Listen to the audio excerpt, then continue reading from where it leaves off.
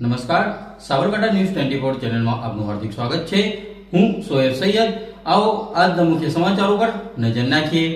આજરોજ હિંમતનગર ગ્રામ્ય police station દ્વારા બકરા ઈદ નિમિત્તે શાંતિ સમિતિની મીટિંગનું આયોજન કરવામાં આવ્યું હતું, જેમાં ડીવાયએસપી AK પટેલ, ગ્રામ્ય PI HR હેરબાની ઉપસ્થિતિમાં મીટિંગ યોજાઈ હતી અને આજુબાજુના ગામના અને વિસ્તારના જેમ કે ઇલોલ, વક્તાપુર, પાણપુર, વીરપુર, જાહિરાબાદ, કિફાયતનગર, RTO અને આજુબાજુમાં રહેતા હિન્દુ મુસ્લિમ બિરાદરોએ હાજરી આપી હતી અને કાર્યક્રમને સફળ બનાવ્યો હતો। રિપોર્ટર સોએબ સૈયદ સાથે ઇલિયાસ મંસૂરી, સાબરકાંઠા।